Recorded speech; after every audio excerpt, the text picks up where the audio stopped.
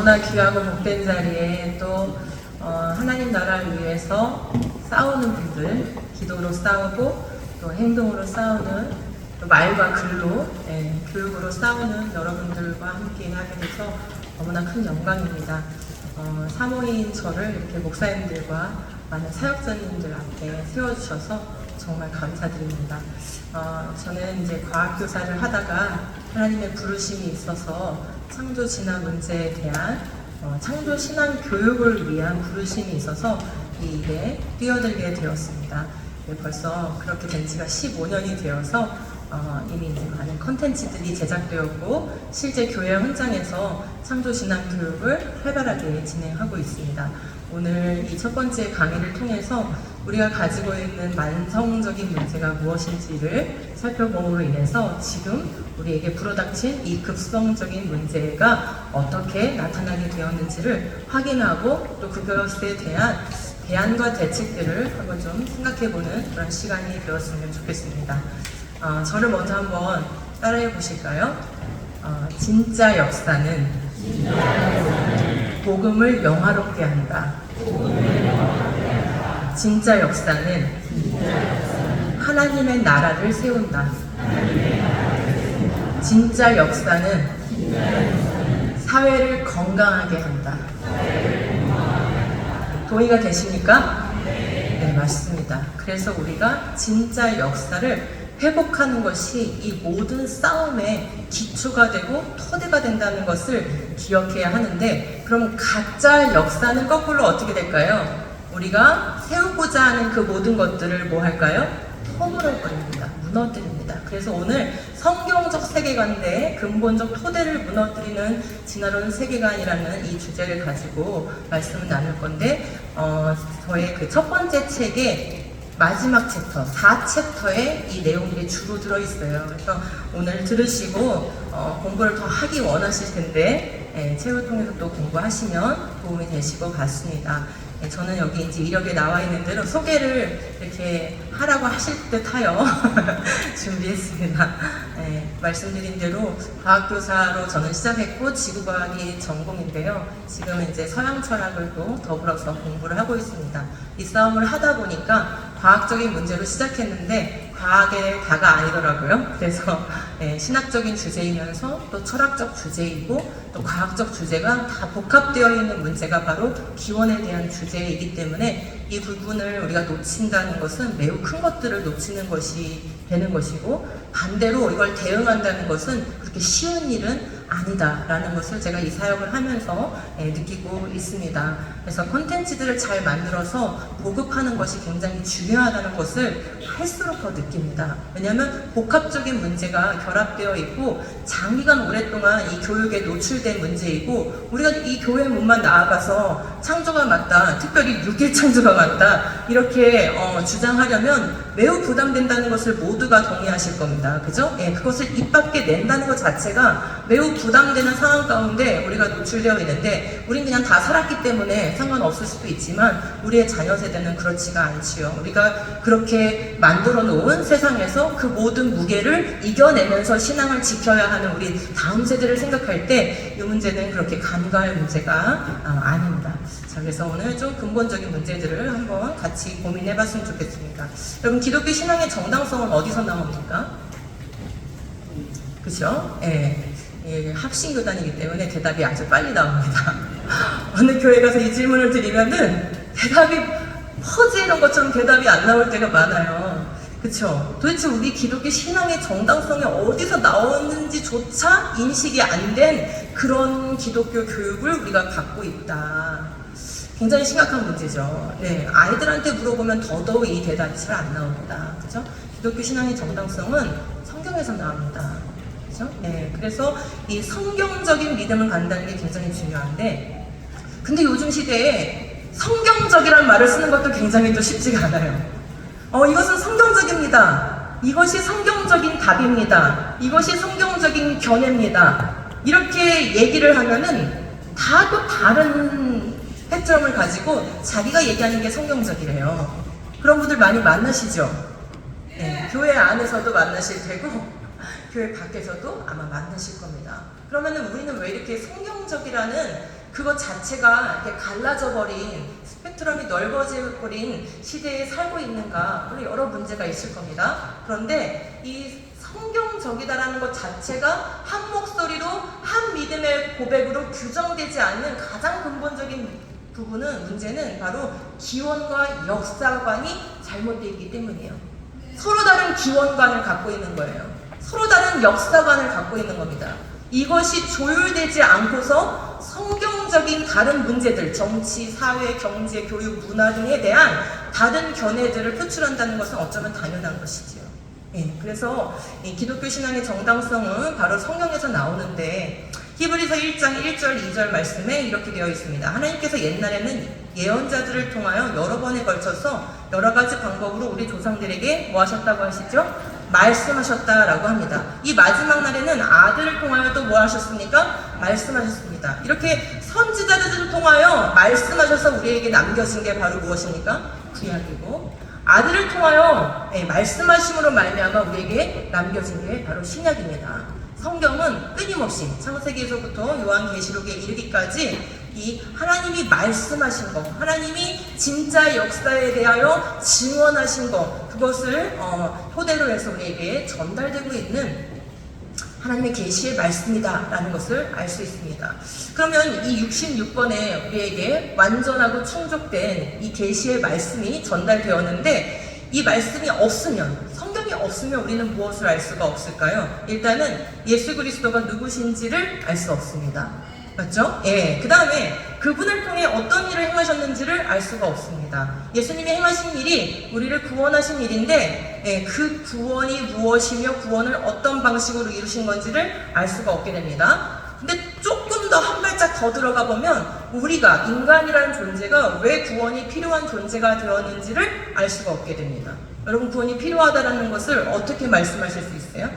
안 믿는 분에게 당신은 구원이 필요한 존재예요 라는 것을 먼저 느끼게 해야 구원에 대한 갈망이 생길 텐데, 우리가 구원이 필요한 존재라는 것을 성경을 떠나서 우리는 설명할 수가 없습니다. 구원을 어떻게 얻을 수 있는지도, 우리가 왜 구원이 필요한 존재가 되었는지를 알아야만이 어떤 방법으로 구원을 하시려고 하신 건지를 알 수가 있습니다. 그러니까 성경을 떠나면 이 모든 질문의 대답을 얻을 수가 없고, 그 다음에 이제 최종적으로 그럼 그렇게 구원하셔서 우리에게 주시려고 하는 것이 무엇인데요? 그죠?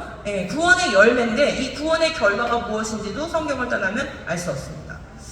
결국 보면 우리 66권의 이 성경이 주어지지 않았다면 우리는 근본적인 문제들에 대해서 아무것도 알 수가 없는 것이죠.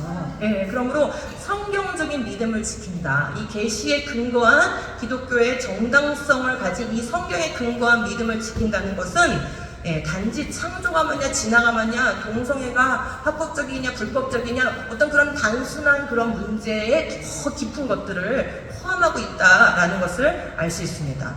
자, 그런데 우리가 이제 성경적인 믿음을 지키고 성경이 가르치는 이 복음을 이해하는 데 있어서 현대인들에겐 좀 어려운 게 있습니다. 복음이 3요소로 되어 있는데 복음의 토대와 그 다음에 복음의 핵심과 그리고 복음의 열매로 구성된다라고 조금 더 나누어서 우리가 생각해 볼 수 있어요. 여기서 우리가 많이 듣는 것은 복음의 핵심이죠. 예수님이 우리의 죄를 위해서 십자가에 죽으시고 부활하셨습니다 라는 말을 다 듣고 있어요. 교회에서 이것들이 설교되고 있습니다. 또 찬양으로 불러지고 있습니다. 그런데 십자가 부활이 왜 필요했는지를 알게 하는 이 복음의 토대, 인간이 왜 구원이 필요한 존재가 되었는지 그것을 말해주는 창세기 1에서 3장 이 복음의 토대가 되는 부분에 대한 교육은 제대로 이루어지고 있지가 않아요. 그러니까 토대가 없이 계속 이 복음의 가운데 부분만 계속 말을 하고 있는 것이죠.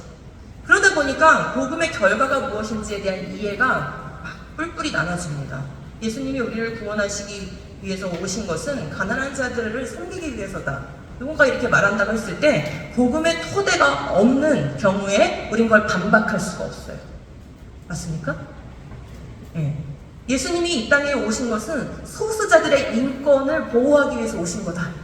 그게 구원의 결과다 라고 누군가 이렇게 주장을 했을 때 우리가 복음의 토대를 갖지 않는다면 그걸 반박할 수가 없는 것입니다. 그래서 복음의 이 핵심이 중요하지만, 그런데 이 복음의 핵심이 정말 복음의 핵심이고 예수 그리스도 십자가를 통해서 우리에게 주신 산소망과 영원한 하나님의 나라가 진정 그것이 우리에게 현실적으로 다가오기 위해서는, 즉 이 복음의 능력이 현실 개입력을 갖기 위해서는 복음의 토대를 견고하게 놓아야 되는 거예요. 성경적으로. 이걸 빼먹고 그 위에 것만 자꾸 우리가 반복하는 것은 우리 스스로가 우리 자신을 약화시키는 그런 결과를 초월해서 사회적인 여러 문제들과 교회의 여러 가지 문제들을 대응하지 못하게 만드는 것이죠. 자, 그러면 창세기 1에서 3장이 복음의 토대라고 했는데, 어떤 것들을 담고 있습니까? 인간이 애초에 어떤 존재인지를 담고 있습니다. 인간이 어떤 존재로 창조되었는지. 여러분, 죽음이 있는 창조를 하셨습니까? 죽음이 없는 창조를 하셨습니까? 죽음이 없는 창조를 했어요. 그죠? 그러면 죽음은 자연현상입니까? 초자연적 현상입니까? 똑같은 질문인데 이렇게 질문을 바꾸면 멈추시죠? 이게 교육의 부재 때문에 그렇습니다. 우리가 기원에 대해서 아무것도 정리가 안 되어 있는 거예요. 그래서 하나님이 죽음이 없는 완전한 세상을 주셨다는 것은 유치부 때부터 대략 배우지만, 그 죽음이 자연적 현상인가 초자연적 현상인가 이렇게 물으면 또 어려워지는 거예요. 여러분, 자연현상입니까 죽음이? 죄의 결과입니까? 죄의 결과죠. 죄의 결과라는 것은 자연현상이 아니라 뭔가 something, 일이 있었던 것이고, 그리고 영원한 생명으로 창조된 인간에게 죽을 수밖에 없는 하나님의 조치가 있었던 것이죠. 그럼 하나님의 조치가 있었던 일이니까 자연적 현상입니까? 초자연적 현상입니까? 초자연적 현상이죠. 하나님의 개입이 있었단 말이죠. 그냥 우주 자체에서 자연현상으로 자연 법칙으로 일어나는 일이 아닌 거예요. 이런 부분들이 기원과 연결되어 있는 문제이기 때문에 기원관이 성경적으로 정립이 안 되면 이런 우리의 복음을 이루는 핵심 요소들에 대해서 지적인 정리가 안 됩니다. 그러므로 복음을 믿는다고는 하지만 신앙이 다 들떠 있는 거예요. 그런 상태가 지금 현대의 문제다, 이렇게 볼 수가 있습니다. 그 다음에 우리의 죽음이 아담의 범죄 때문에 들어왔습니다. 그러나 지금 이 시대는 아담이 첫사람이냐 아니냐도 확신을 갖지 못하는 시대예요. 우리 교회학교 아이들에게 아담이 첫사람인지 너의 첫 조상인지 한번 물어보시기 바랍니다. 영적으로는 그렇다라고 생각할지 모르지만 진짜 혈통적으로 거슬러 올라갔을 때 우리 족보 끝에 정말 아담이 나오는 것에 대해서 확신을 갖는 젊은이들이 얼마나 될까요? 교회 안에서조차 말이죠. 이런 부분이 정립이 안 되어 있습니다. 그러면 아담의 범죄로 인해서 죄가 이 땅에 들어왔다는 것을 우리는 사실 믿고 있지 않는 게 되는 것이죠. 이런 토대가 없이 복음의 핵심만을 계속 가르치는 것은 왜 첫사람 아담 때문에 마지막 아담이신 예수님이 오셔야만 했는지에 대해서 우리는 설명할 수 없는 상태가 되어 있다라고 얘기할 수가 있는 것입니다. 성경은 그렇지만 너무나도 명확한 언어로 표현하고 있어요. 그러므로 한 사람으로 말미암아 어떻게 되죠? 죄가 세상에 들어왔고 또 그 죄로 말미암아 죽음이 들어온 것과 같이 아담은 장차 오실 분의 모형이었습니다. 이 말씀이 얼마나 명확한지요. 여러분, 여기 붕어빵 틀이 있습니다. 제가 붕어빵 반죽을 부었습니다. 부었어요. 자, 붕어빵이 나왔습니다. 드세요. 라고 이렇게 드리면 여러분 맛있게 드시겠습니까? 표현을 해보세요. 표현이 망설여지시나요 지금? 자, 제가 여기 붕어빵 틀이 있습니다 했는데 진짜 있습니까 없습니까? 실제로는 없죠 여기. 그쵸? 우리 붕어빵 틀이 있다고 치죠? 라고 된 것이죠 사실은요? 그럼 있다고 치죠? 한 이 모형에서는 붕어빵은 실제 있는 것입니까? 아니면 있다고 쳐야 되는 겁니까? 있다고 쳐야 되는 거예요. 이게 바로 모형의 기능인 거죠. 틀. 실제하는 틀이라면 거기에서 나온 붕어빵도 실제하는 붕어빵일 거예요. 그런데 전설과 신화로 있다고 칩시다. 아담이란 존재가 있었다고 칩시다. 전설적인 존재로, 상징적인 존재로, 시적 비유로 있다고 칩시다. 그러면 어떻게 될까요? 첫사람 아담이라는 모형이 있다고 치는 그런 상정된 추상적 개념이 되는 것이죠. 그럼 그 틀에서 나온 마지막 아담, 실제 붕어빵은 있습니까 없습니까? 없어요. 추상적 개념이 되는 것이에요. 내가 믿느냐 마느냐 내가 선택하는 것이죠. 이런 추상적 개념이 되면은 그 믿음의 당위성이 내 자신에게로 돌아오게 됩니다. 그죠? 그것은 성경의 정당성과는 맞지 않는 것이죠. 이와 같이 성경은 분명하게 첫사람 아담이 모형이 되었다. 장차 오실 그 예수 그리스도의 모형이 되었다. 실제적 모형이 되었다라고 분명하게 가르치고 있습니다. 그래서 만약 우리에게 창세기가 없다면 영원한 해결책이 왜 필요하며 그것이 무엇인지 알 수 없다. 이게 창조 진화의 문제에 걸린 가장 핵심적인 문제입니다. 왜 창조를 가르쳐야 되는가? 왜 진화를 싸워야 되는가? 이 문제를 왜 교회에서 중요하게 다뤄야 되는가? 예수 그리스도를 통해서 우리에게 주신 이 영원한 해결책이 무엇인지, 왜 필요한지 창세기가 없으면 알 수 없기 때문이에요. 즉 복음을 지키려면 창세기를 지켜야 되는 거예요. 근데 우린 그런 노력을 지금까지 좀 소홀히 해왔기 때문에 지금 이런 여러 가지 만성적인 질환들을 겪고 있는 것입니다. 자, 그럼 이제 교과서가 어떻게 우리 아이들에게 어떤 관점, 이 세계에 대한 관점을 어떻게 넣고 있는지, 넣어왔는지를 좀 말씀을 드려보도록 하겠습니다. 기원관이 잘 정립이 안 되면 복음을 지킬 수 없다고 말씀드렸습니다. 그럼 우리 학교에서 학교는 우리 공교육 시스템은 복음을 잘 지킬 수 있는 기원관을 가르치고 있을까요? 그 반대일까요?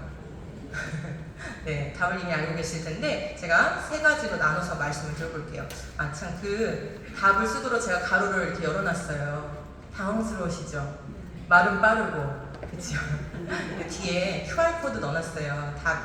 QR코드 찍으면 답이 나오니까 이 시간에 혹시 못 쓰시더라도 집에 가서 복습하실 수 있으시니까 너무 염려하지 마시고 강의에 집중하시면 되겠습니다. 네, 교과서가 전달하는 이 우주관, 2010년 교과서부터 고등학교 1학년 과학교과서에 빅뱅이라는 것이 들어가게 됐어요. 들어갈 때 너무 우려가 컸습니다. 모든 국민이 배워야 되는 검정고시 과목이기 때문에 고1 과목은 검정고시 과목이고요. 지금 새로 바뀌는 입학 대입제도, 지금 대입제도가 바뀌었거든요. 새로 바뀌는 그 대입제도에서는 과학 과목을 고1 과학으로 응시를 하게 됩니다. 수능을요. 그러면 고1 과목은 굉장히 중요한 과목이죠. 홈스쿨을 해도 그걸 배워야 되는 거예요. 일반 공교육을 다니면 당연히 배워야 되는 거고요. 그러니까 우리나라 국민이면 빠져나갈 구멍이 없어요. 모두가 배워야 돼요. 대안학교 다녀도 배워야 돼요. 그런 고등학교 1학년 과학 과목에 빅뱅으로부터 인류의 진화까지를 시간 순서로, 역사 순서로 진화론 교육을 담기 시작한 게 바로 2009 개정 교육과정부터인데 그게 바로 2010년에 이런 교과서가 나온 거예요. 근데 이 서술을 보면은 폭발이 일어난 직후 우주는 극도로 높은 온도로 인해 매우 혼란스러웠다. 병입자가 형성되었다. 그러나 어쩌고저쩌고 아직 너무 뜨거웠다. 이런 식으로 서술이 돼 있어요. 제가 이 내용 하나하나를 지금 다 설명을 드릴 수는 없습니다.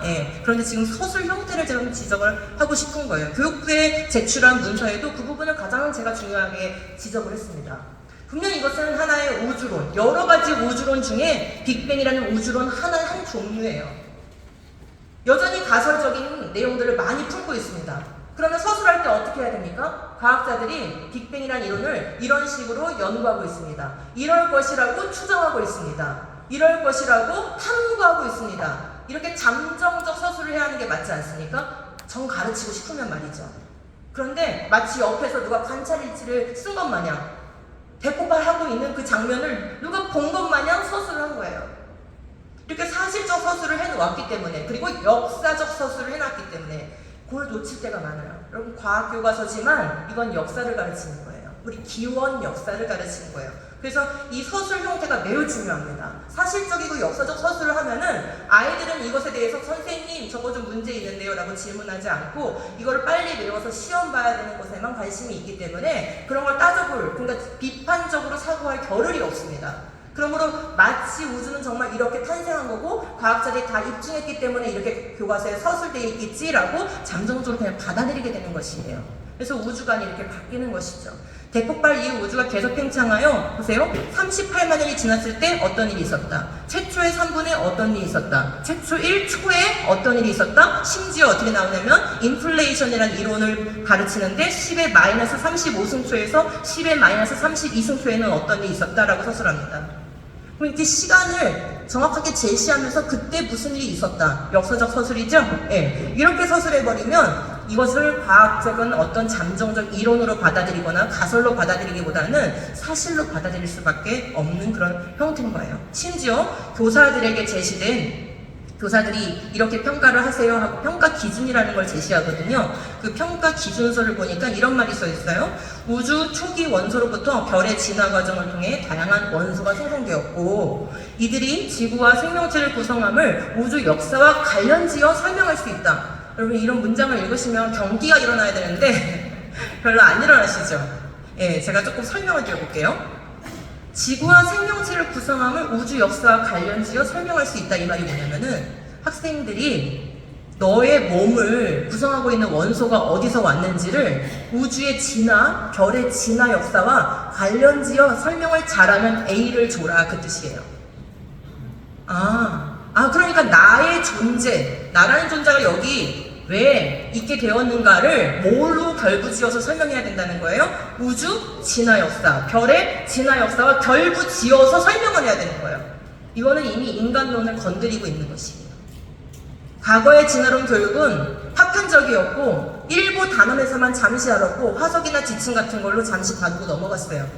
시험 볼 때만 하나님 저는 창조를 믿는데 시험을 봐야 되니까 그냥 답을 쓸 뿐입니다 하고 시험 끝나고 잊어버리면 그만이었어요. 하지만 오늘날 2010년부터 지금까지 자행되고 있고 더 자행될 이 진화론 교육의 패턴은 완전히 그 경향이 달라졌습니다. 우주의 시작부터 나라는 존재에 연결지어서 진화적으로 내 정체성을 이해하게끔 그리고 그렇게 설명하게끔 그렇게 교과서가 서술되어 있다는 것이에요. 자, 그러면 생명에 대해서는 무엇을 전달하고 있을까요? 과학교과서의 진화론 부분들을 보면은 특이한 점은 뭐냐면 진화론 단원에서만 진화론을 다루지 않는다라는 거예요. 지금 여기 단원 제목 보이세요? 뭐라고 써있나요? 산화환원 반응이라고 써있죠? 그럼 지금 산화환원을 배운 거예요. 그럼 산화환원은 과학적으로 말씀드려보면 전자를 잃었냐, 전자를 얻었냐 이런 거거든요. 예. 그러면은 그것만 가르치면 되잖아요. 근데 산화환원 반응을 실컷 가르쳐 놓고 또 뭐랑 연결지어서 생각하래요? 지구의 진화 역사와 관련지어서 생각을 하라고 하고 있어요. 이런 식으로 제시해서 여기다 문장 하나를 딱 박아놨는데 뭐라고 박아놨냐면은 지구에선 다양한 물질 사이에 끊임없이 화학 반응이 일어났고 그래서 뭐가 생겼대요? 네. 생명은 그럼 우리 아이들은 이 교과서를 모든 국민은 다 배워요. 10학년 교과서. 그러면 이 교과서를 배운 우리 아이들은 우리 국민은 생명이 무엇이냐고 물을 때 뭐라고 대답해야 정상이에요? 이 교육대로 한다면요? 물질의 화학 반응이다, 반응으로 생겨난 것이다 라고 대답하겠죠? 바로 그거예요. 여러분 오늘 제목이 왜 저렇게 걸렸는지가 이제 좀 느껴지시나요? 진화론 교육은 무슨 교육이에요? 유물론 교육이에요. 우리의 존재를 물질적 반응과 변화와 생성으로 설명하는 교육인 거예요. 우리 자신의 정체성을 그렇게 물질적 반응과 변화와 생성으로 이해하게끔 하는 그런 교육을 하고 있는 것이에요. 자, 생물도 라이프고 생물도 라이프예요. 그래서 생물을 가르치는 것도 결국 라이프, 생명에 대해서 가르치는 겁니다. 교과서가 전달하는 생물과는 무엇입니까? 하나의 단순한 세포로부터 수십억 년에 걸쳐서 다양한 모든 생물들이 나왔다라는 것을 다윈의 진화론에 입각해서 가르치고 있죠. 그래서 그 교과서의 페이지를 보면 이렇게 써 있어요. 생물이 여러 세대를 거치면서 환경에 적응하여 변화하는 현상을 진화라고 한다. 요거를 읽고 또 저거 뭐지? 라고 생각하신다면 좀 생각이 살아계신 분이시고 이 문장을 읽어도 아무 느낌이 안 오시면은 우리 아이들에게 뭘 대처를 해줘야 되는지가 지금 감각이 없는 거예요. 지금 처음에 우리 목사님 말씀하셨지만 감각이 없는 게 지금 제일 큰 문제거든요. 부모와 교사와 또 사역자들이 지금 우리 아이들이 배우고 있는 이 교육에 대해서 감각이 없어요. 점수에만 감각이 일어나요. 50점 맞았나?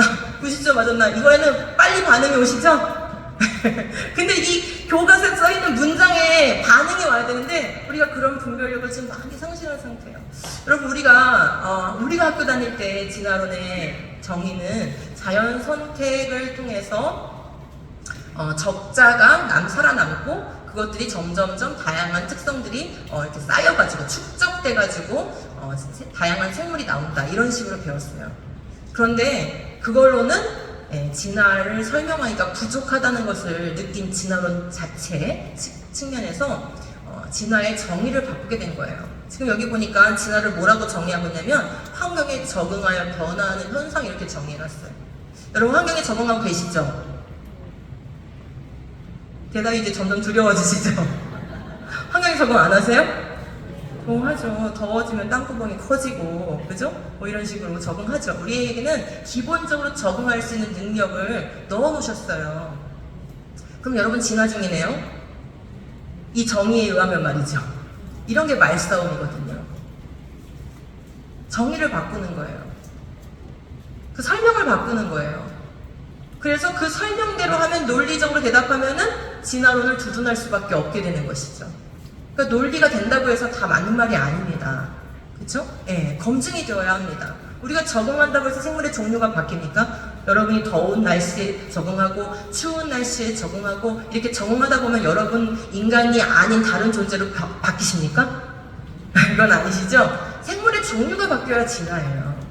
근데 교과서는 그런 것들을 말하지 않고 그냥 환경에 적응하면 진화라고 가르치니 아이들은 생각하는 거죠.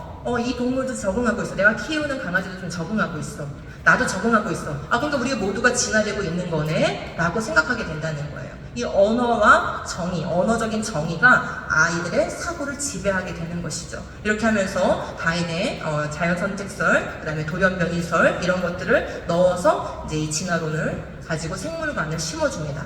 자, 그 다음에 거기서 끝나지 않아요. 수십억 년의 진화 과정을 통해서 다양한 생물이 되었다라고 끝나지 않고 끝에 가서 꼭 인간을 건드립니다. 인간을. 아주 명시적으로 건드려요. 자, 교과서에 인간에 대해서 뭐라고 서술하고 있냐면 지구의 현생 인류가 출현한 것은 약 20만 년 전으로 전체 지구 역사에서 보면 인간이 출현하여 살고 있는 기간은 매우 짧다. 이것도 굉장히 심각한 문장입니다. 이렇게 꼭 서술하지 않아도 돼요. 진화론을 가르치더라도 꼭 이런 서술 형태를 가져야 되는 건 아닌데요. 이건 굉장히 의도적으로 다분히 가치관을 건드리는 서술을 하고 있는 거예요. 이러한 관점을 처음에 주장하기 시작한 사람은 바로 칼 세이건이에요. 이 사람은 철저한 무신론자인 진화론자였어요. 뭐라고 표현했냐면 뒤에도 잠깐 나올 텐데 우주의 역사 전체에서 지금 아이들은 우주 역사를 138억 년이라고 배우고 있거든요. 그럼 138억 년 중에 교과서에 의하면 인간은 몇 년만 사는 거예요? 고작 20만 년을 사는 거예요. 그럼 여러분 인간이 우주 역사 전체에서 중요합니까? 안 중요합니까? 안 중요하죠. 인간이 이 우주 역사에 대단한 지대한 영향을 줬을까요? 안 줬을까요? 이 시간 개념에 의하면, 진화론적 시간 개념에 의하면 인간은 그냥 진화 끝에 나타난 그냥 한 존재에 불과한 거예요.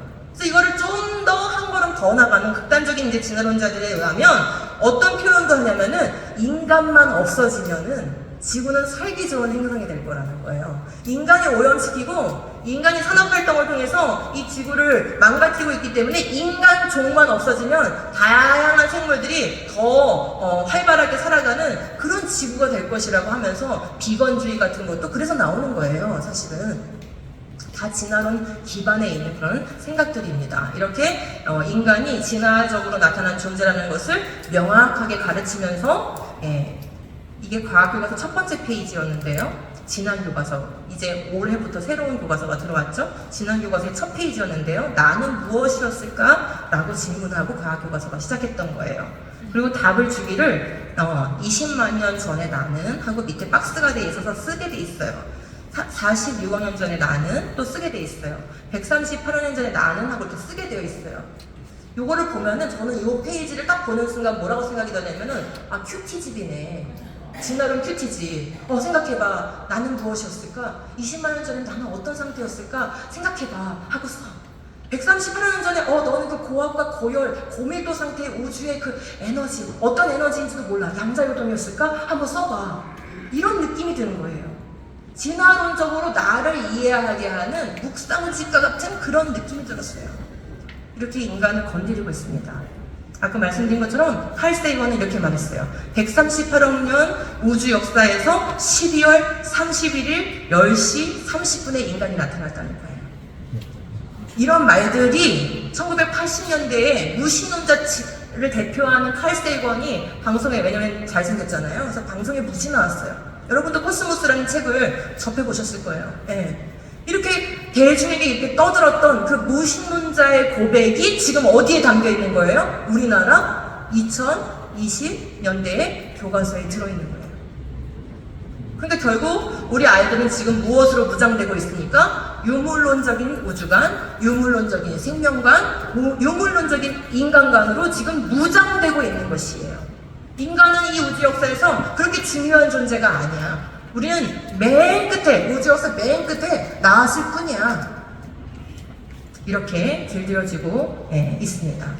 그래서 생각하는 별 먼지쯤으로 우리를 생각하게 만드는데요. 결국 지금까지 말씀드린 이 우주관, 생명관, 인간관, 이것을 진화론적으로 정립하게 되면은 그것이 바로 무엇을 바꾸는 거냐면 이 세계에 대한 사물 개념을 바꾸는 것이에요. 그냥 우리가 일상적인 용어로 하면 우주 만물, everything, 이 우주 만물에 대한 사물 개념을 진화론적으로 정립하게 되는 것입니다. 근데 이게 왜 중요하냐? 사물 개념을 확보하지 않으면 사실 영역에 개입할 수가 없습니다. 사회, 정치, 문화, 교육, 이 사실 영역에 개입할 수가 없어요. 개입할 수 있는 이 정당성을 우리는 잃어버리기 때문에 그렇습니다. 그러므로 창조에 대한 이 기원을 우리가 지키는 것은 우리의 복음에 대한 믿음을 지킬 뿐만 아니라 우리가 사회에서 우리의 목소리를 성경적으로 이 사회를 이루어가기 위해서 내고자 하는 그 모든 분야에서의 목소리를 내는데도 매우 중요한 것이에요. 이걸 잃고는 할 수가 없는 것입니다.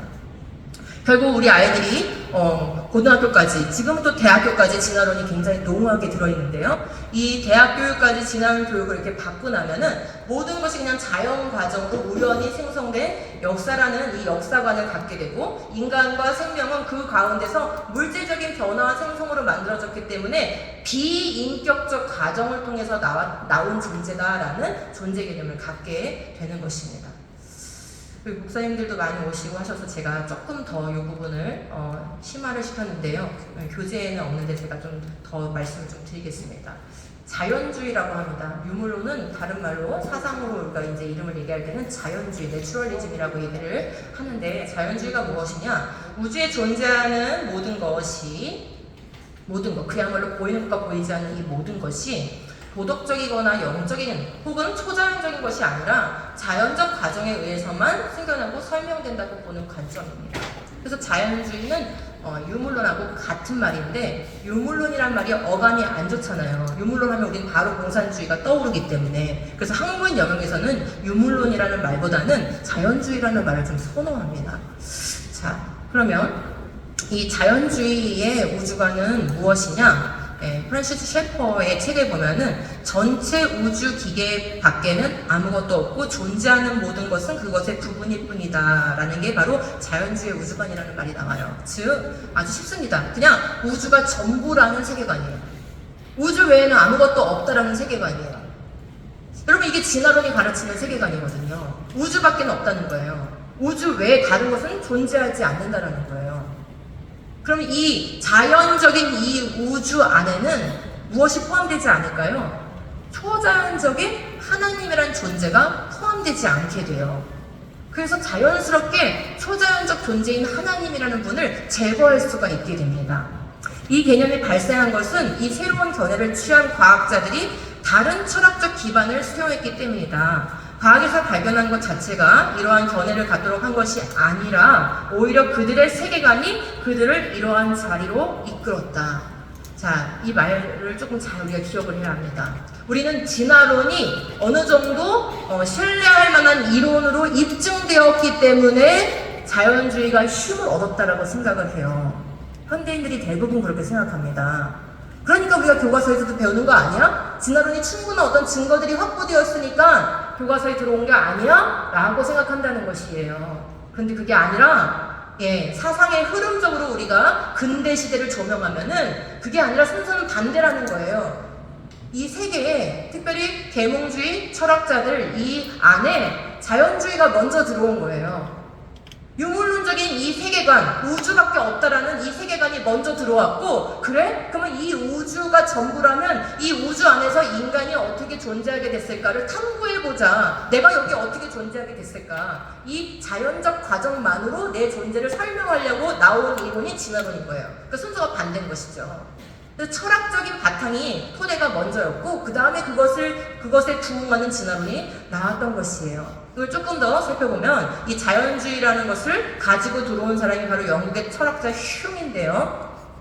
이 휴미라는 사람은 경험되는 것만 진리라는 이 진리의 정의를 바꿨어요. 자, 휴은 진리를 이성의 자연적 결과라고 한다. 벌써 이 표현을 한번 보세요. 이성으로 납득되어야만 이성으로 접근 가능해야만 진리라는 벌써 정의가 들어갔죠. 그러면 이성으로 접근 불가한 영역, 초자연적 영역, 그죠? 여러분이 원자가 있다라는 건 아시지만 원자를 보신 적은 없으시잖아요. 그죠? 예. 네. 우리의 이 이성과 감각으로 접근 불가한 영역, 그건 진리 대상이 아니라는 거예요. 이게 자연주의의 신념이에요. 이건 입증된 게 아니에요. 그냥 하나의 신념, 세계관인 것입니다. 진리는 경험의 한계 밖에 있는 존재와 관계에 있는 것이 아니라 꼭 배운 사람들은 말을 이렇게 해요. 무슨 말인지 알아들을 수 없게. 보세요. 진리는 경험의 한계 밖에 있는 존재와 관계에 있는 것이 아니라 이 말 한 문장으로 뭘 날려버립니까?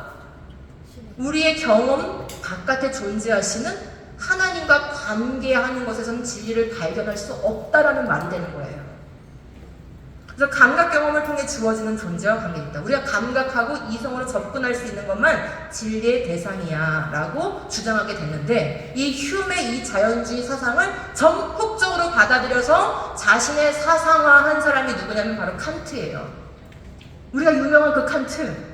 네, 우리 아이들의 윤리책, 도덕책에 반드시 배웁니다. 좋은 사람으로 배워요. 근데 바로 칸트가 휴메의 자연주의를 먹고 자기의 철학을 토해낸 사람이에요. 칸트에게 현상되는 감각기관을 통해 이성으로 지각이 가능한 세계. 그러면은 이성으로 감각으로 지각이 불가능한 세계는 실제 하는지 아닌지 알 수 없다 이렇게 말해요. 칸트는 알 수 없다. 그 진리를 알 수가 없게 되는 것이죠. 그런데 본체는 신앙으로 그냥 있다고 치자. 아까 아담이 있다고 치자. 실존한 인물은 아니어도 돼. 이런 것이죠. 그 모형이 있다고 치자. 하나님이 존재한다고 치자. 영혼이 있다고 치자. 왜? 하나님이 존재하지 않는다라고 해버리는 순간 도덕이 불가능해지잖아. 윤리가 가능해야 되니까 하나님이 있다고 치자. 이렇게 접근한 거예요. 그래서 우리의 이 자유주의 신학은 전부 다 이 칸트에 기반하고 있어요. 윤리 종교로 흘러갈 수밖에 없는 이유가 그것 때문입니다. 이런 것들을 우리가 제대로 알면 자유주의 신학에도 잘 대응을 할 수가 있죠. 여기서 한 단계 더 나간 사람이 바로 헤겔이에요. 헤겔은 신과 종교는 인간 정신 활동의 사물로 읽었어요. 즉 헤겔의 신은 절대 정신이에요. 인간이 변증법적인 그런 과정을 통해서 도달되게 되는 절대 정신이 이 사람에게는 신인 거예요. 그러니까 신이라는 용어를 쓴다고 해서 그 신이 성경이 말하는 하나님이라고 얘기하면 안 되는 것입니다. 그들의 신개념은 달라요. 신은 관념에 존재하는 완전한 인식과도 같은 거예요. 그러므로 내 관념이 꺼지는 순간 그 신개념도 없어져 버리겠죠. 인간이 무덤에 들어가는 순간 그 신개념도 없어져 버리겠죠. 왜요? 인간의 관념 속에 존재하는 신이니까요. 이렇게 신개념을 바꿔버리는 거예요. 그러니까 성경은 무엇이 될까요? 진리가 아니라 내 관념이 만들어낸 신개념에 의해서 서술된 종교 문서인 거예요. 즉 철학적 산물인 것이죠. 이런 것들을 전부 다 받아들이는 신학을 우리는 자유주의 신학이라고 얘기를 하는 것입니다. 자, 그래서 제가 이제 큰 그림 한 번 더 말씀을 드려보면 이게 어느 날 갑자기 나온 게 아닙니다. 유물론이라는 것은 어느 날 갑자기 나온 게 아니고 고대 그리스 철학에 기반되어 있어요. 여러분 고대 그리스 철학하면 여러분 떠오르시는 소크라테스, 플라톤, 아리스토텔레스가 있을 텐데요. 그들보다 먼저 이 철학의 토대를 놓은, 지금 우리가 토대가 중요하다는 말씀을 드리고 있는 것이기 때문에 이걸 아셔야 돼요. 소크라테스, 플라톤, 아리스토텔레스 이전에 철학의 토대를 놓은 사람들은 자연 철학자들이에요. 이 자연 철학자들은 먹고 살만한 이 그리스 환경에서 BC 한 6세기 정도 되면은 그리스가 주변의 도시국가들을 식민지를 삼습니다.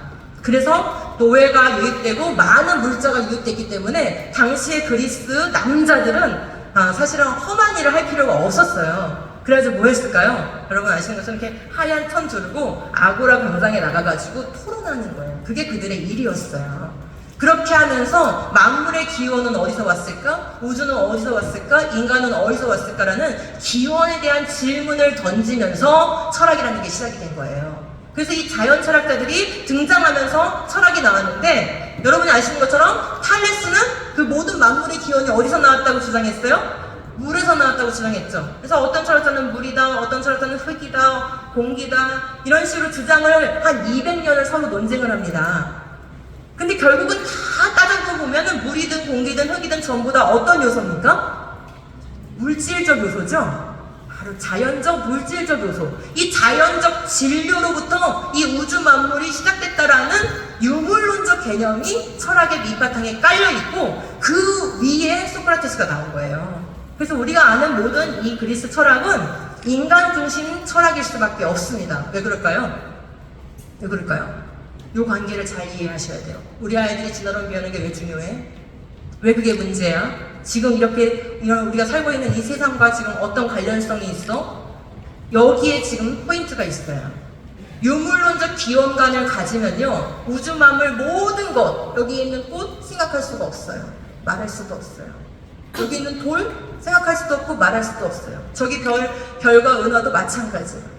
유물론적 토대를 가지면 이 우주 전체에서 생각하고 가치 판단을 하고 옳고 그름을 구분할 수 있는 존재는 누구밖에 없어집니까? 인간 자신밖에 없어져요. 그래서 내가 옳다고 하는 것이 옳은 것이 되고 내가 가치를 부여하는 것이 가치 있게 되는 바로 인간 중심적인 사상의 토대가 놓여지게 되는 거예요. 우린 그거를 인본주의라고 말하는 것입니다. 그러므로 우리 아이들이 진화론 교육을 계속 받고 유물론적 토대 가운데서 계속 자라는 한 그들의 인생의 중심은 자기 자신일 수밖에 없고 자아 실현을 위해서 사는 것이 인생인 줄 알 수밖에 없게 되는 것입니다. 그럼 반대로 창조신앙 교육을 하면 어떻게 될까요? 네, 이 우주의 주인이 하나님이시라는 것을 알게 되고 내 인생의 왕도 하나님이시라는 것을 알게 되는 것이죠. 이게 극과 극의 교육이 되는 것입니다. 자, 이 인간 중심 고전 철학이 그냥 그리스 시대에만 머물렀으면 상관이 없었을 텐데 이제 AD로 넘어와서 AD 12세기, 13세기 이때가 되면은 이 그리스의 철학 고전들이 번역이 돼서 유럽으로 대거 유입이 됩니다. 그러면서 나타난 현상이 뭡니까? 르네상스예요. 그러니까 인본주의 철학이 어디로 들어온 거예요? 그 당시까지는 기독교 사회였던 유럽 사회에 들어와서 특별히 교회의 부패를 보고 그 구교의 부패를 보고 매우 실망했던 그 엘리트들, 지성인들에게 이 그리스 철학이 확 들어가게 됩니다. 그러면서 문예 부흥 운동이 일어나고 그것에 근본하여 이성이 모든 진리의 기준이 된다는 계몽주의라는 사상이 싹트게 된 것이에요. 이 계몽주의 위에서 바로 나의 기원, 이 우주의 진리에 대한 문제를 오직 자연과정으로만 설명하자라고 하는 유물론적인 사상의 토대인 자연주의가 등장하게 된 것이에요. 여기까지가 된 다음에 뭐가 나왔을까요? 그 다음에 진화론이 나온 거예요. 왜요? 우주밖에 없다. 그러면 이 우주밖에 없는데 이 우주는 어떻게 생겼고 나는 어떻게 생겼을까? 자연 과정으로만 설명해야 되잖아요. 그것에 충족시키기 위한 과학적 반응이 바로 진화론이었던 것입니다. 그래서 이 철학적 토대를 우리가 이해를 하고 있어서 그 철학적 토대를 먼저 대응을 해야 돼요. 성경적으로 대응을 해야 돼요. 그리고 진화론도 또 과학적으로 대응을 해야 하는 것입니다. 이러한 과정을 거쳐 현대 인본주의를 형성하게 된 것이고 이 진화론 진영에서는 인본주의 진영에서는 진화론이 자신들의 토대가 된다는 것을 너무나 잘 알고 있어요. 그래서 인본주의를 지키고자 하는 자들은 진화론 교육을 강화시킬 수밖에 없고요. 그리고 책과 그 다음에 영상과 이 문화에 이 진화론을 계속 뿌려 놓을 수밖에 없어요. 그래서 이들은 스피커를 계속 세대와 세대를 거쳐가면서 바톤 터치를 하면서 이어가고 있습니다. 지금 보시는 것처럼 아까 처음에 말씀드린 앞에 사람이 칼 세이건이고 그다음에 한동안 스티븐 호킹이 그런 스피커 역할을 했죠. 그리고 리처드 도킨슨이 그런 역할을 했어요. 지금은 누가 그런 역할을 하고 있습니까? 진화론을 대변하는 스피커 역할을 하는 사람이 바로 유발 하랄이에요. 이런 식으로 진화론계는 인본주의를 떠받치기 위한 스피커들을 계속해서 양산하면서 이 문화를 자신들이 주도해 가기를 바라고 있습니다. 만약에 이런 상태에서 끝났다면 인류는 벌써 망했을 뻔했는데 하나님께서 르네상스 그 시절에 뭘 일으키셨습니까? 종교개혁을 일으키셔서 교회에 실망하고 그리스 철학으로 빠져서 인본주의로 갔던 이런 측면이 있지만 한쪽에서는 아니야, 우리가 부패하고 타락한 것은 성경으로 돌아가지 않았기 때문이야 하면서 성경으로 돌아가는 운동을 일으키죠. 바로 그게 종교개혁 운동입니다. 거기에 이어서 미국교회가 생기고 그 미국교회의 선교를 받아서 한국교회가 생긴 거예요. 여러분 이렇게 보면 이게 지금 제가 큰 인류의 지성사를 그냥 짧게 압축해서 말씀드린 건데요. 이렇게 지성사를 큰 그림으로 보면 결국 우리가 싸우는 영적 싸움의 핵심이 뭔지를 알게 돼요.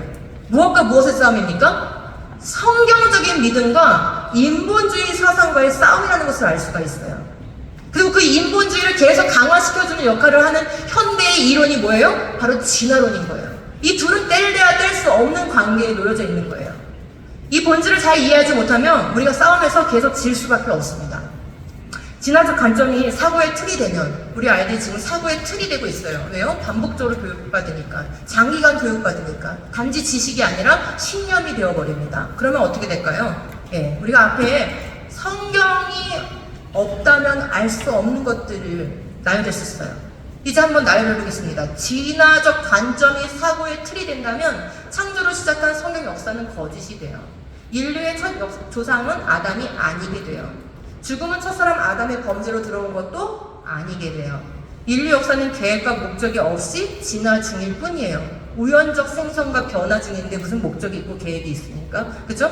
그렇다면 어떻게 될까요? 인간은 순종해야 할 절대 기준 같은 것은 없어요. 인본주의, 내가 옳다고 하면 옳은 거고, 우리가 근데 다 내가 옳다고 하면 다 이기주의가 되니까 서로 합의해서 우리 이거는 지키자 하는 걸 법제화하는 것이고, 상대적인 윤리관 그리고 쾌락주의가 그 사회의 근본이 될 수밖에 없게 되는 것입니다. 이게 다 진화론적 관점과 연결되어 있는 것들이에요. 자, 그런데 성경은 정반대로 말을 하고 있습니다. 사도 바울이 아테네, 아까 제가 말씀드렸던 바로 그 그리스, 아테네, 그 핵심부, 인본주의 철학의 그 심장부에 가서 복음을 전할 기회가 있었어요. 그때 그 아테네에서 한 설교를 보면은 예수님의 십자가를 믿으세요. 십자가에서 우리의 모든 죄가 사했습니다. 그 말을 하지 않아요. 그럼 뭘 얘기했을까요? 복음을 전하는데? 바로 이 말부터 시작해요. 우주와 그 안에 있는 모든 것을 창조하신 하나님께서는 하늘과 땅의 주님이시므로 사람의 손으로 지은 신전에 거하지 않으십니다 하고 쭉 얘기하면서 끝에 그분은 인류의 모든 족속을 한 혈통으로 만드셔서 온 땅 위에 살게 하셨으며 그들이 살 시기와 거주할 지역의 경계를 정해놓으셨습니다. 이렇게 말해요. 이게 사도 바울이 아테네에 가서 인본주의 철학에 찌들어 있는 그곳에 가서 유물론 토대를 가진 그들에게 가서 한 설교의 내용이에요. 왜 그랬을까요? 사도 바울, 그 위대한 복음 전도자조차도 창조의 기반이 없는 곳에 가서 십자가부터 얘기할 수가 없었던 거예요. 우리 다시 한번 상기해 볼까요? 복음의 3요소 뭐가 있어야 돼요? 밑에 복음의 토대가 있어야 돼요. 죄가 무엇인지, 우리가 왜 죽게 되었는지, 우리는 왜 구원이 필요한 존재가 되었는지 그거 먼저 알아야 되는 거예요. 근데 죄가 무엇인지도 모르는 자들에게 십자가가 무슨 의미가 있습니까? 그죠? 그래서 복음의 핵심을 전해야 되는데 복음의 핵심부터 전할 수가 없어서 복음의 토대를 전파하고 있는 것이에요. 그래서 우리는 지금 이 시대에 사도 바울과 같은 전도법이 필요한 시대가 된 거예요. 복음의 토대를 잃어버린 이 유물론으로 기반이 깔려있는 이 시대에, 그리고 다음 세대에게 복음만 전하는 것이 아니라 복음의 전체, 총체적인 복음의 내용, 창조부터 복음을 전해야 되는 그런 시대에 놓여져 있는 것이죠. 이렇게 살펴보니까 진화론이 무슨 일을 해왔는지가 이제 좀 보이실 거예요. 진화론이 해온 일은 단지 창조가 신화예요, 창조는 전설이에요, 진화는 과학이에요, 그것만 한 게 아닙니다. 그걸 통해서 한 핵심적인 사항이 뭐냐면 첫 조상 아담이 누군지를 모르게 모호하게 만든 일을 한 것이에요. 우리의 첫 조상이 아담이 아니게, 오스트랄로피테쿠스 아파렌시스가 우리의 첫 조상이게 만든 거예요. 그럼 자연적으로 뭘 알 수가 없어요? 죄가 무엇인지, 우리가 구원이 필요한 존재가 된 이유를 알 수가 없게 되기 때문에 마지막 아담이 왜 필요한지도 알 수가 없게 되고, 그 마지막 아담이 우리에게 주신 일이 무엇인지도 알 수가 없게 되는 것이죠. 결국 예수님이 하신 일을 거짓으로 만드는 일, 그게 바로 진화론이 해온 일입니다. 역사적인 아담을 제거한 결과는 그러면 어떻게 된 걸 것인가? 어떤 일이 벌어졌을까요? 아주 심각한 일들이 벌어집니다. 이게 지금 우리가 겪고 있는 일인데 미국의 사례부터 먼저 말씀을 드리도록 하겠습니다. 조셉 벤카드라는 사람은 바이오 로고스라는 미국의 최대 유신 진화론 단체에서 활동하고 있는 교수예요. 이 사람이 이렇게 얘기합니다. 만약 진화론이 사실이라면 창세기 기록의 역사적 사실성에 의문을 가지게 된다. 이 사람 말하는 걸 보니까 이 사람 뭘 믿고 있어요? 진화론을 신뢰하고 있죠. 근데 진화론과 성경 중에 무엇을 더 신뢰하는 것 같으세요? 진화론을 더 신뢰하는 것 같죠? 그죠? 그래서 진화론이 사실이라면 성경 창세기의 기록의 역사적 사실성, 즉 아담은 진짜 존재했던 실존 인물이 아니게 된다 이 말이에요. 근데 이 첫사람 아담에 대한 의문은 바로 어디로 연결될까요? 이 사람의 그 다음 질문이 뭐냐면 이거예요. 만약 예수님이 인간의 원죄를 극복하기 위해서 죽으신 것이 아니라면 과연 예수님은 왜 죽으셔야 됐나? 바로 마지막 아담으로 질문이 가는 거예요. 예수님 왜 오셨지? 이러는 거예요. 이게 서로 어떻습니까? 논리적으로 맞습니까? 이해를 하셨으면 대답이 나와야 되는데요. 논리적으로 맞아요. 진화론이 사실이면 마지막 아담이 십자가에서 죽으실 이유가 없어져요. 속죄 제물이 되실 이유가 없어져요. 진화론이 사실이면요. 그러니까 논리적으로는 지금 이게 맞는 거예요. 자, 그래서 자신이 내가 예수님이 왜 성육신 하셨는지를 새로운 성육신설을 내가 말해주겠다는 거예요. 그러면서 하는 말이래요. 성육신의 이유가 무엇이란 말인가? 예수님은 우리에게 완전한 인간이 어떤 존재이며 진정 어떻게 살아야 하는지를 보여주시기 위해 살과 뼈를 가지고 성육신 하신 것이다. 그냥 제가 앞에 설명 없이 이 말씀을 드렸다면 맞지? 예수님이 우리 어떻게 살아야 되는지 모델이 되기 위해서 오신 분 아니야? 라고 생각하실 수도 있을 거예요. 근데 지금 그런 말을 하고 있는 게 아니에요. 위에 설명한 관점은, 자신의 관점은 역사적인 아담과 이브 또는 원죄에 대한 전통적인 관점을 요구하지 않으며, 이 사람 말 교묘하죠. 성경이 기록하고 있는 내용을 뭐라고 처리하고 있어요? 관점 처리하고 있죠. 우리가 믿고 있는 성경이 기록한 그 내용을 전통적 관점이라고 얘기하면서 자신의 관점을 개입시키기 원하고 있어요. 진화론과 양립이 가능하대요. 자기 것은. 추가적으로 나의 속죄에 대한 관점은 그리스도의 죽음이 하나님의 계획이 아니었다고 주장하는 바이다 이래요. 십자가에서 죽으시기 위해서 오신 게 아니라는 거예요. 진화론이 맞으면 이 사람이 피고 있는 이 논리는 다 맞게 됩니다. 괜찮으세요? 안 괜찮으시죠? 네.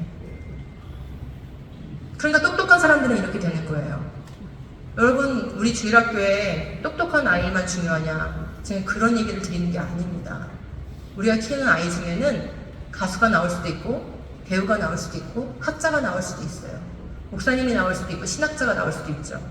근데 이런 논리적인 사고를 하고 학문적인 사고를 하는 그 똑똑한 아이들에게 바른 토대를 가르쳐주지 않으면 결국 공부에서 이런 일을 하고 있는 거예요.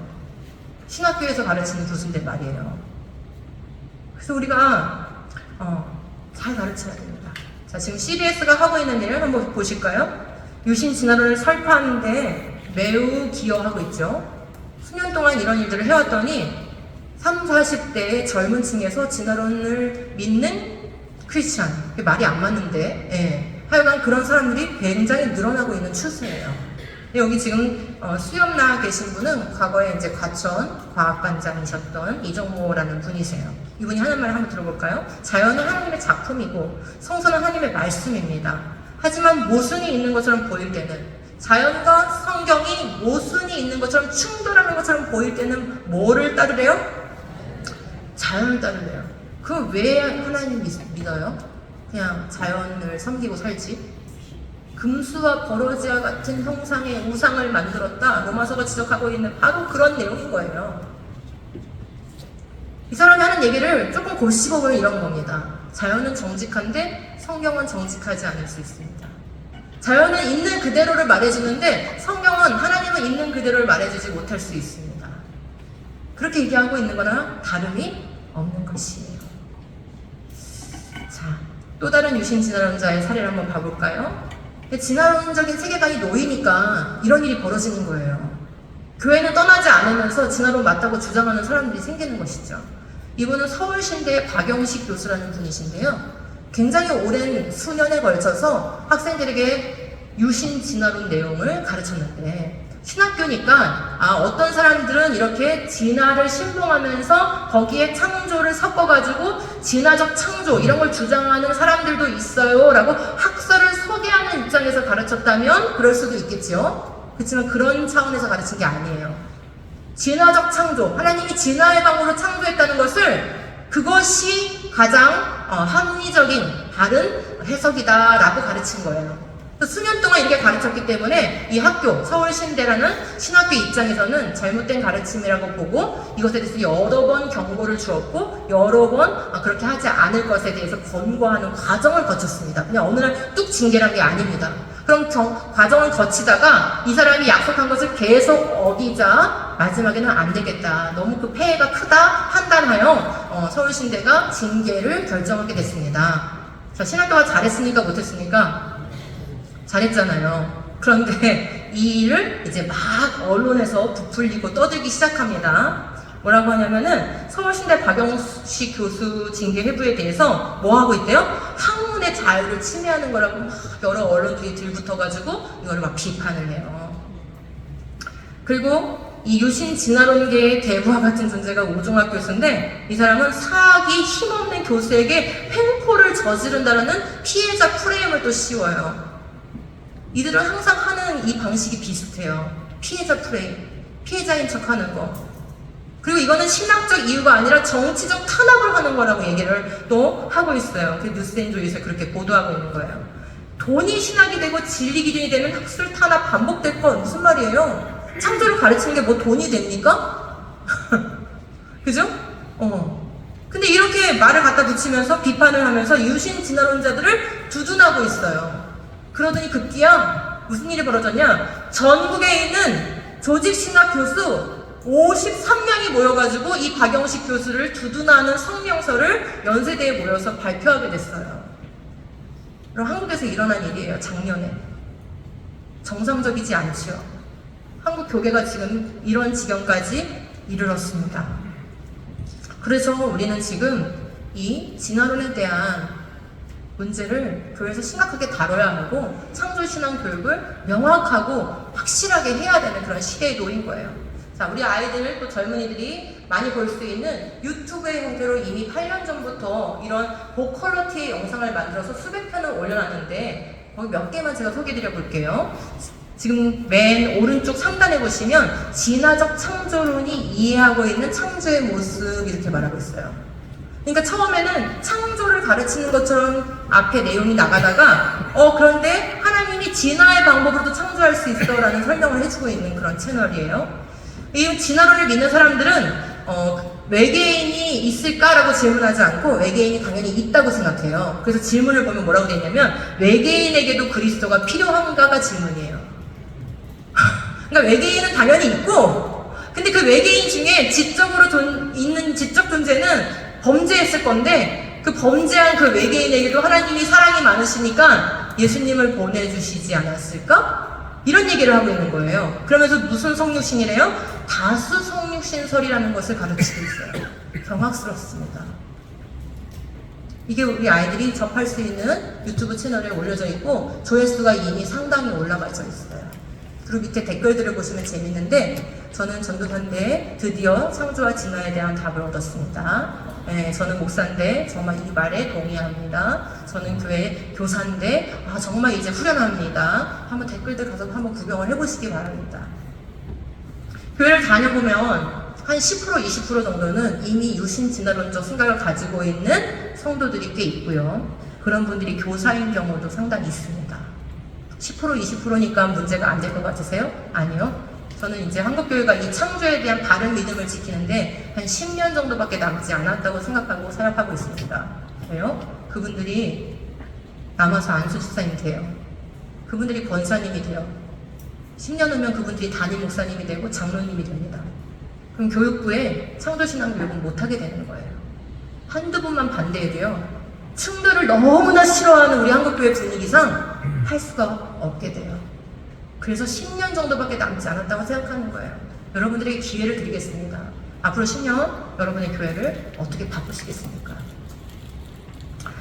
그리스도께서 그 몸을 여러 번 바치셔야 하였다면 그는 창세 이래로 여러 번 고난을 받아야 하셨을 것입니다.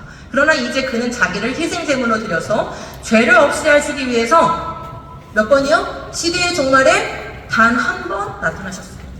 성경은 우리가 이런 시대를 살 것을 미리 아시고 우리가 변증할 수 있는 모든 말씀을 다 넣어놓으셨습니다. 우리가 성경을 잘 알고 변증하면 되는 것이에요. 예수님은 우주에 이례적으로 성육신하여 이 지구에 오셨습니다. 그리고 예수님이 십자가에 달리신 사건도 우주적 사건이고 이례적 사건입니다. 또 다른 행성에서 일어날 수가 없어요.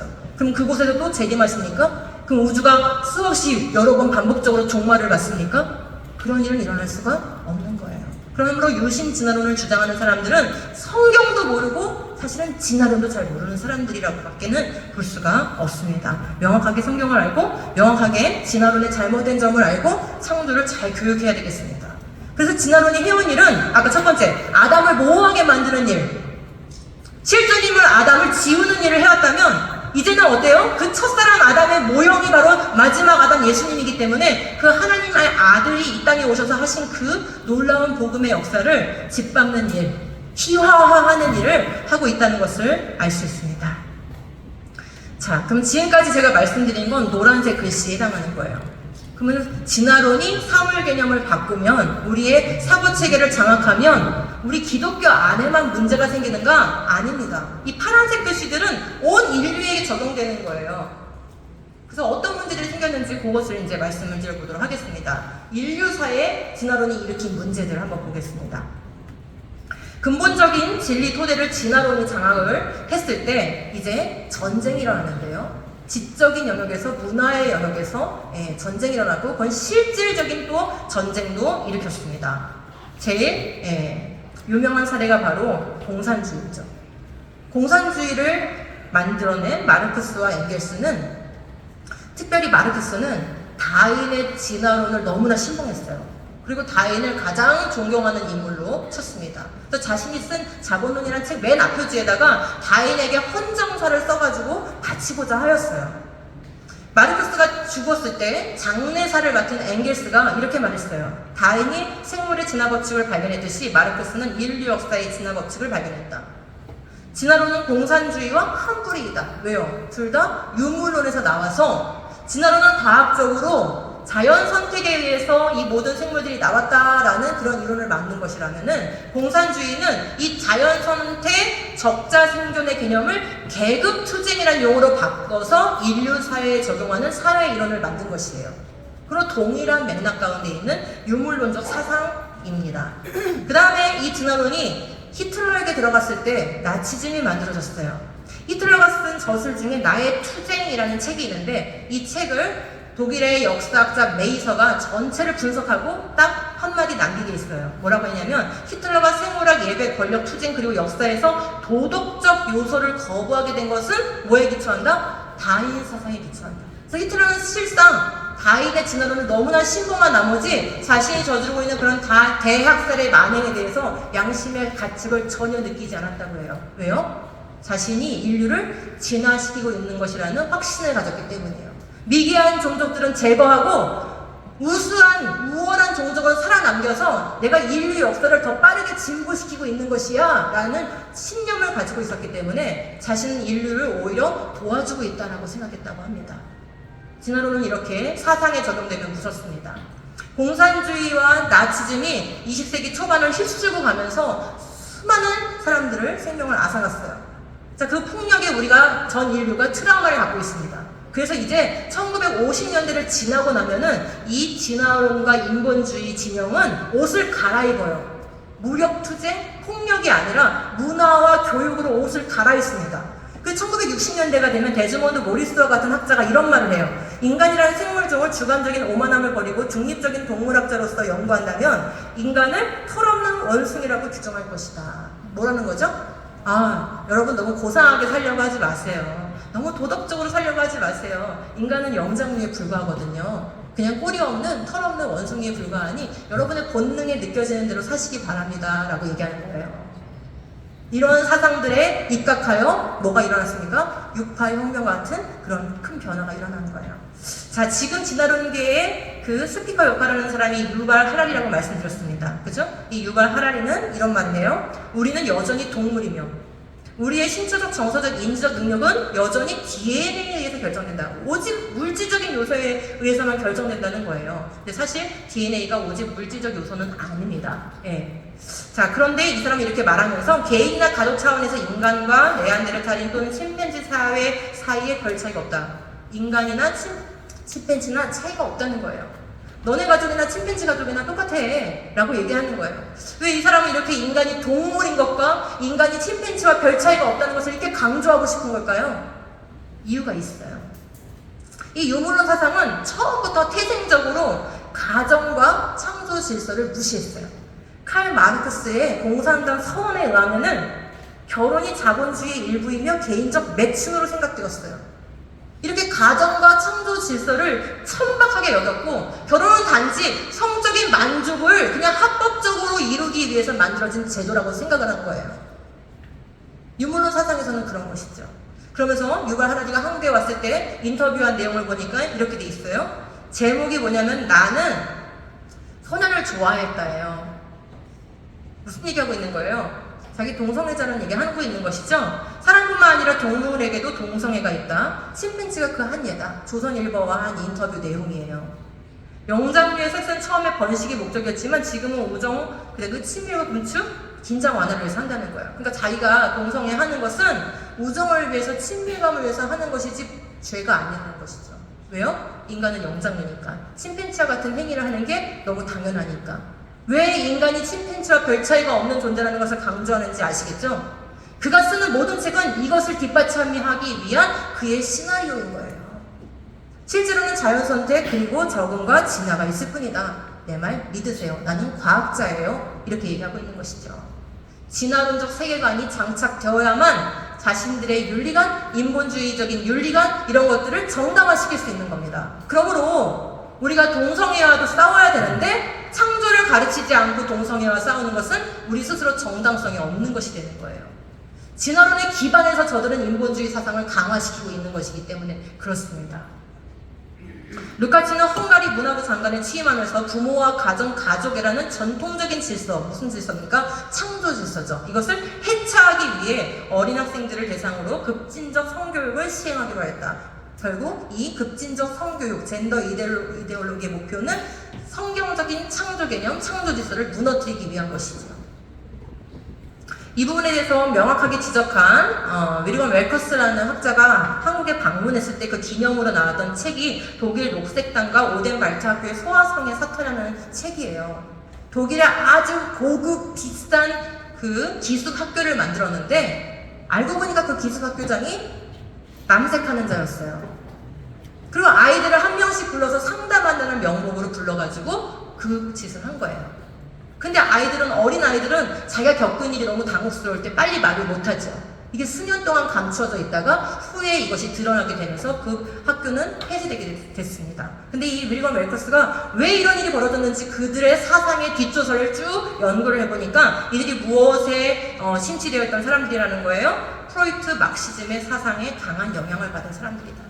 그래서 유물론 기반한 프로이트 심리학과 유물론 기반한 마르크스주의, 즉 공산주의 사상이 결합된 이 문화 막시즘이라는 것이 현대에 와서 이런 성혁명을 일으키고 있다라고 분석을 한 것입니다. 이에 대해서 비판한 르네 지라르라는 학자, 이분은 좋은 분이에요. 이분이 이렇게 말했어요. 이 새로운 이교, 이 성혁명자들을 새로운 이교라고 말하면서 이들이 제일 싫어하는 게 뭐래요?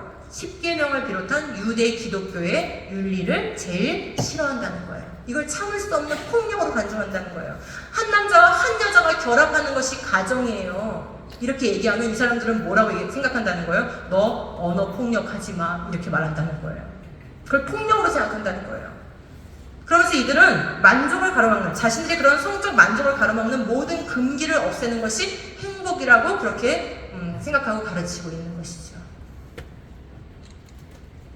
그런데 한 예로 이 언윈이라는 분이 목적은 우리와 같은 목적이 아니었어요. 그런데 연구를 하다 보니까 결론이 이렇게 난 거예요. 이분이 문화인류학자인데 어떤 연구를 하고 싶었냐면은 고대의 그런 문명 사회들이 성적으로 문란했을 때와 성적 정절을 잘 지켰을 때 어떤 차이가 있었을까를 비교 분석하고 싶었어요.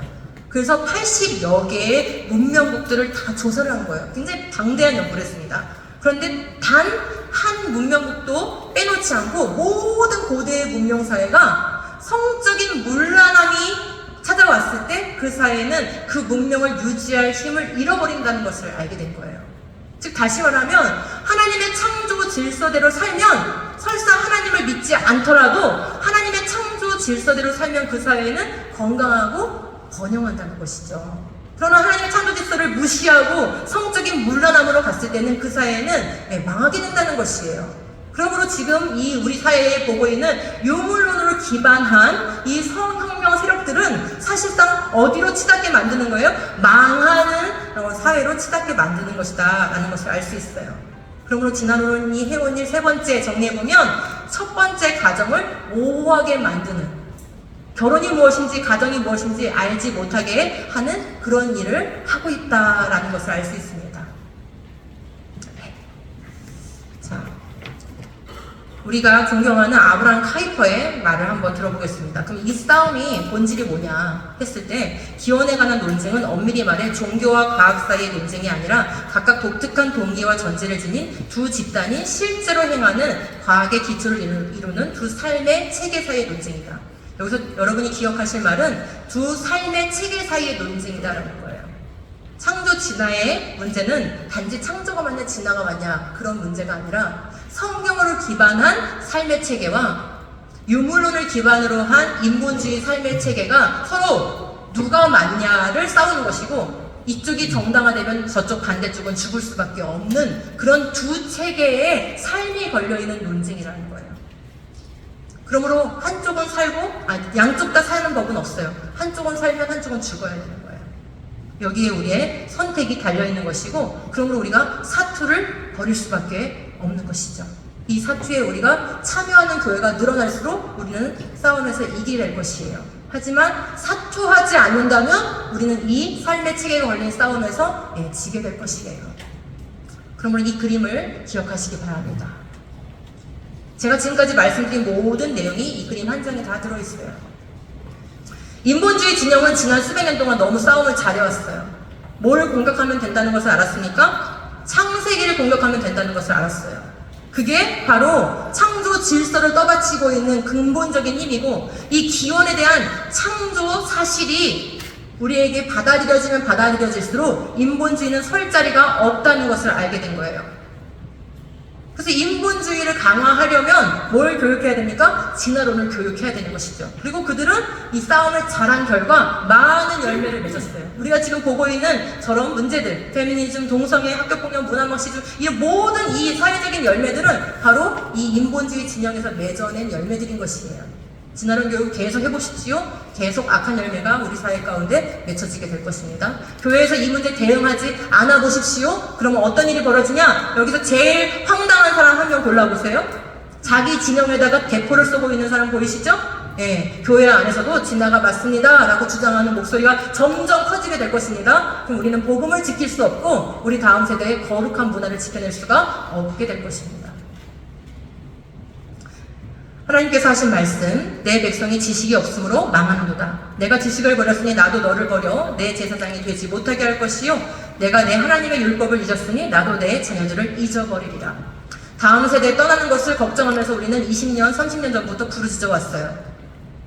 그런데 무엇이 남았나요? 하나님은 말씀하십니다. 다음 세대가 떠나는 게 아니고 내가 그들을 잊어버리는 거야 라고 말씀하시는 거예요. 이유가 우리가 지식이 없어서, 하나님을 경외하는 지식으로 교회를 세우지 않고 하나님의 말씀에 입각한 성경적 교육을 하지 않았기 때문에 내가 너희들의 자식들을 잊어버리겠어 라고 말씀하시는데, 이 두려운 말씀 앞에 우리가 어떻게 해야 되겠습니까? 어떻게 반응해야 되겠습니까? 우리 아이들이 교회를 떠난다기보다 하나님이 정말 그들을 잊어버리기로 작정하신 것이라면 우리는 이 두려운 말씀 앞에 어떻게 해야 되는 것일까요? 성경적인 교육으로 돌아가야 됩니다. 파괴된 기초를 반드시 다시 세워내야 합니다. 시간이 많이 걸리더라도 우리는 이 방법을 선택해야 합니다. 그들도 교육을 통해서 세상을 장악했습니다. 교육이 느린 것 같지만 이 방법만이 다음 세대를 일으킬 수 있고 교회를 지킬 수 있는 길입니다. 진화론이 바꿔낸 게 바로 뭐냐면 창세기 1에서 11장을 거짓으로 만든 일한 거예요. 이게 진짜 역사인데, 이게 진짜 기원인데, 그래서 이 참된 기원과 참된 역사를 회복하는 창조신앙 교육을 복음과 연결지어서 해야 되는 거예요. 복음의 토대를 세우고 거기에 복음의 핵심을 가르치고 복음의 열매인 산소망을 주는 이 복음의 3대 요소를 풍성하게 가르쳐야 되는 것입니다. 창조신앙 교육은 복음을 위해서 해야 되는 일인 것이에요.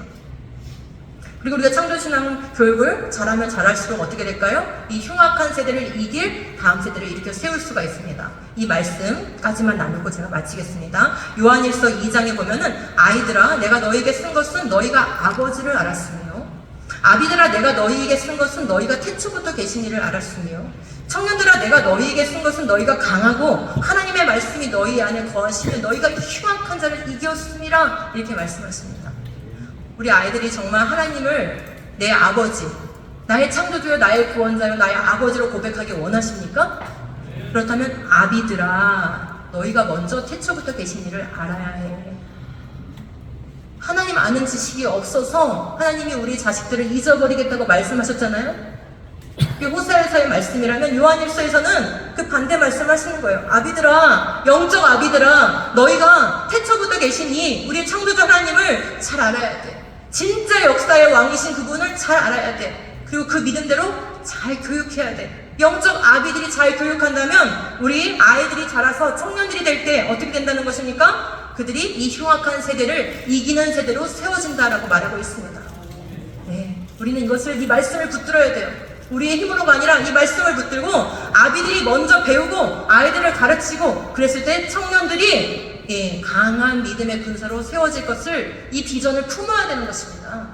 이 장기적 비전을 가지고 제가 이 프로그램들을 만들어 온 거예요. 그래서 지금 많은 전국에서 이렇게 프로그램들을 진행하고 있고 초등 프로그램이 있고 청소년 프로그램이 있고 그리고 성인, 청년 프로그램이 있습니다. 이 3세대 교육 과정에 맞춰서 요한일서가 가르쳐주신 이 교육 비법에 맞춰서 3등분하여 연령대를 3등분하여 이렇게 교육과정을 만들어서 프로그램을 진행하고 있습니다. 창조신앙 교육을 미루지 마시기 바랍니다. 이 모든 싸움을 이길 힘이 여기서 나온다는 것을 꼭 기억하시기 바랍니다. 제가 교재에 넣어놨고 링크들을 넣어놨고 또 리플렛을 나눠드렸으니까 나머지 내용은 그것을 참고해 주시면 좋겠습니다. 제가 기도하고 마치도록 하겠습니다. 하나님 아버지, 첫 번째 시간에 창조신앙교육의 중요성에 대해서 이렇게 말씀을 나눴습니다. 세대가 너무나 악한데 이 세대를 그냥 방관하고 우리가 하나님을 사랑한다고 말하기엔 너무나 부끄럽습니다. 하나님, 저희들을 갈렙과 같이 사용하여 주시옵소서. 이 산지를 저희들에게 주시옵소서.